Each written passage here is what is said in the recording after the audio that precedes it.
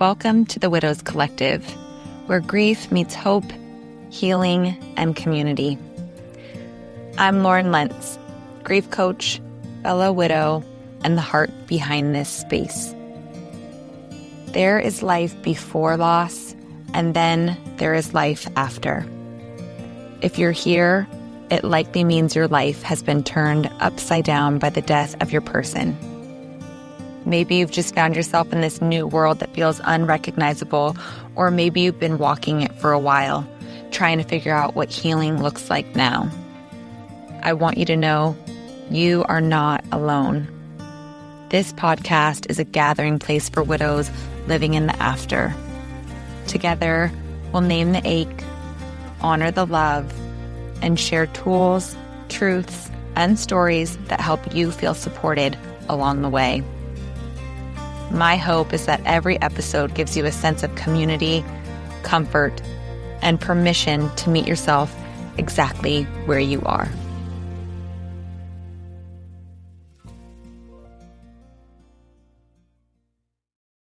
Hello, and welcome back to episode 21, Reimagining Love and Life After Loss. I have been reflecting back on the last 20 episodes, and I can't believe that I've recorded 21 episodes. If you had asked me last year when I began this journey, I literally thought, I don't know if I'm going to be able to do it.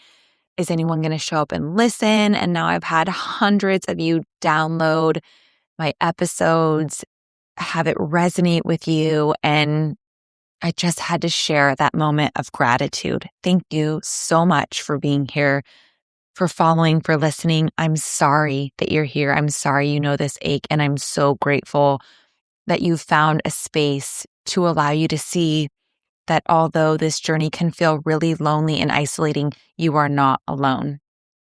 So, welcome back. Last week, we talked about coming back home to yourself, about rebuilding safety inside our own body after everything has been rearranged. Today, I want to talk about something that often feels even more tender: reimagining life, reimagining love after loss. Because when your partner dies, it's not only the past that shatters, it's the future you were quietly building toward, the plans you had spoken out loud, the ones you had assumed you had time for. When Kevin died, it wasn't just that he wasn't here anymore. It was that the storyline I thought I was living inside of, the arc of my life, disappeared overnight. And there is nothing that can prepare you for that. Grief isn't only about missing what was, it's about standing in the rubble of what would have been. And at some point, not in the beginning, not when it's raw and survival-based, but later, a quiet question begins to emerge. What now? Not because you're done grieving, not because you're quote-unquote moving on, but because you're still alive, coming back home to yourself ever so slowly. And being alive means the future, somehow, is still unfolding. In today's episode, I want to explore what it means to let the future unfold. Not in a way that's rushed, not in a pressured, silver lining kind of way, but in an honest way. We're going to talk about the fear that reimagining life means replacing the person you lost, the identity shift that happens when you've become a widow, the complicated terrain of new love, whether you desire it, resist it, or feel somewhere in between, and the quieter, everyday ways life begins to reshape itself. Because reimagining isn't a dramatic reinvention, it's a slow, internal permission slip, a willingness to ask, if I'm still here, what might living look like now? This conversation is not about forcing yourself forward. It's about acknowledging that grief and possibility can coexist, that love does not end simply because a life does, and that wanting something, connection, joy, compassion, meaning, does not betray the love you had. It honors the fact that you are human. So wherever you are listening from today, Whether the idea of a future feels far away, or whether you're quietly sensing the edges of something new, I invite you to just notice. Notice what rises in your body as we talk about this. Notice where you feel resistance. Notice where you feel curiosity, where you might feel guilt, where you feel hope. There is room for all of it here. So let's begin today. For many widows, the idea of reimagining life feels like betrayal. If I build something new, does that mean I'm leaving him behind? If I experience joy, does that mean our love mattered less? If I fall in love again someday, does that erase all that we had? These fears make sense. They are normal. They are natural. Our culture tends to treat love like it's singular and replaceable, as if the heart only has one chamber, as if loving again means the first love gets downgraded. But love doesn't work like that. Your love for your partner is not a position that needs to be filled. In fact, that's not even possible. It's a relationship that has changed form. It's a part of your internal landscape now.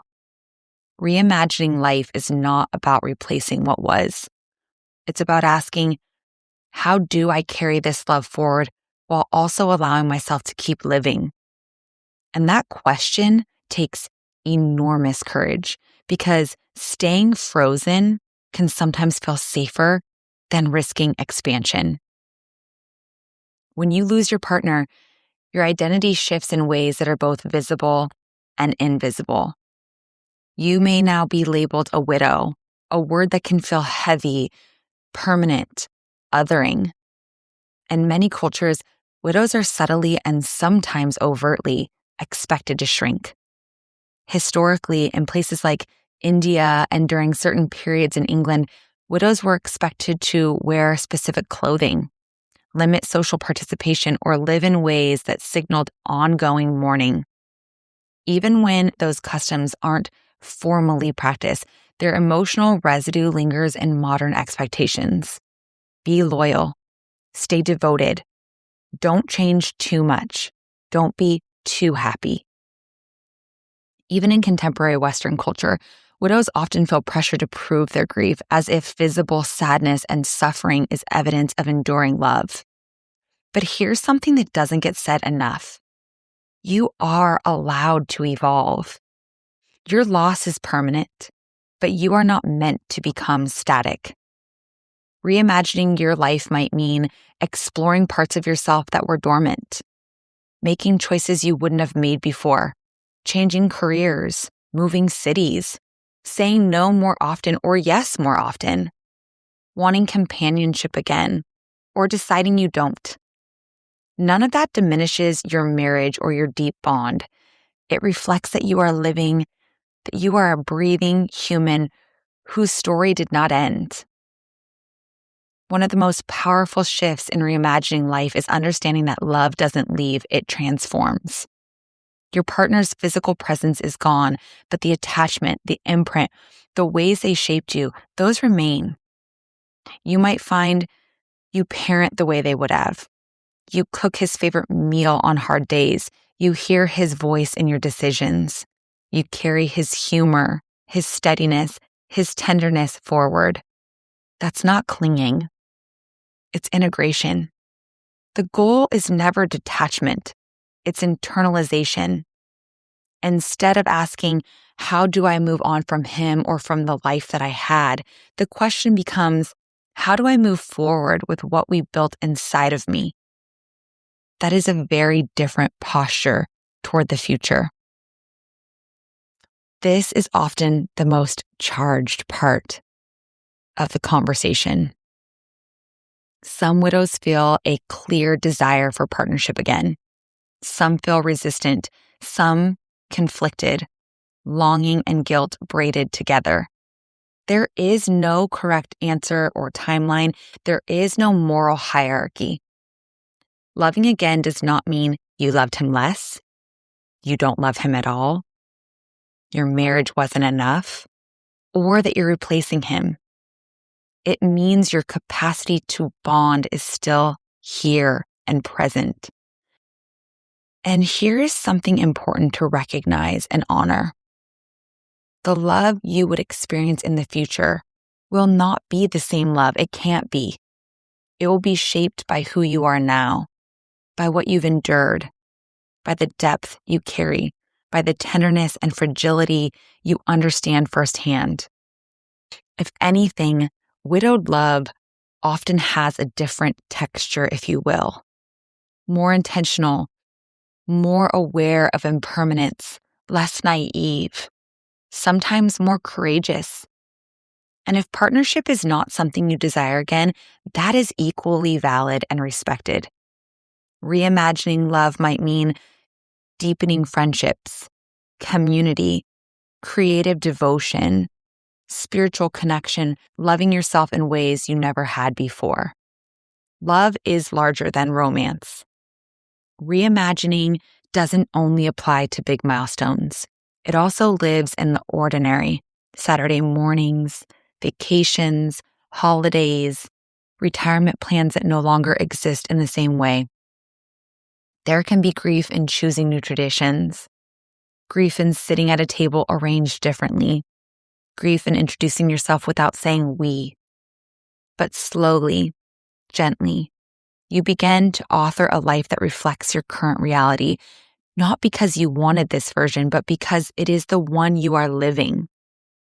And there is quiet empowerment in realizing I still have agency here, not over what happened, but over how I respond. Reimagining life after loss is not a linear decision. It's a constant dance between holding sacred what was and allowing space for what might be. Some days you will feel open. Others you may feel fiercely protective. Both are normal. This is not about forcing your expansion. It's about noticing when your body, your heart, your spirit feels ready to stretch, even slightly, and honoring that. If no one has told you this, you are allowed to want a life, a full one, a meaningful one, even a joyful one. Your partner's death was not a contract that your aliveness must shrink. You can carry grief and desire, love and longing, memory and possibility. They are not opposites. They are coexisting truths. Reimagining love and life after loss is not about closing a chapter. It's about writing a new one with the wisdom of the chapters that came before, with the integration of that love and that grief. You do not have to rush this. You do not have to decide anything today. But if you feel the faintest whisper inside of you, the part that wonders what else might be possible, that whisper is not betrayal. It's life, and you are still here. And if you're listening to this and thinking, I don't want to figure this out alone, I want you to know you don't have to. My 12-week group grief support experience for widows, Reimagine, begins the week of March 15th. It's a space for women who are ready not to move on, but to gently explore what it means and looks like to move forward. We will focus on nervous system support, grief education, honest conversations about identity and love, making room for grief and possibility in the same breath, learning how to continue to carry your person forward, and being witnessed by women who truly understand this terrain. Doors to join will open next week. If something in this episode resonated, if that quiet whisper inside of you feels familiar, I would love to welcome you into that space. You are not meant to erase your past. And you are allowed to expand your future. Thank you for being here with me today. I hope to work with you at some point to walk alongside you. And if not, I'm just so grateful that you are here listening, knowing you're not alone. As always, big hugs and lots of love. Until next time. You've been listening to the Widows Collective. I'm Lauren Lentz, and it means so much to me that you spent this time here today. If you found comfort or connection in today's episode, I invite you to please subscribe, leave a rating, or share it with someone who might need a little support. You can also follow me on Instagram at I'm Sorry We're Friends and join my email list at laurenlentz.com to explore my one-to-one grief coaching, group program, retreats, and other tools designed to help widows navigate loss with understanding and guidance. I hope you'll join me next week for another conversation where we'll continue exploring grief, healing, and ways to reimagine life after loss. I'm sorry you're here, and I'm so grateful that you are. Thank you for being a part of this community. Your presence is an act of courage and self-compassion, and I'm honored to walk this path alongside you.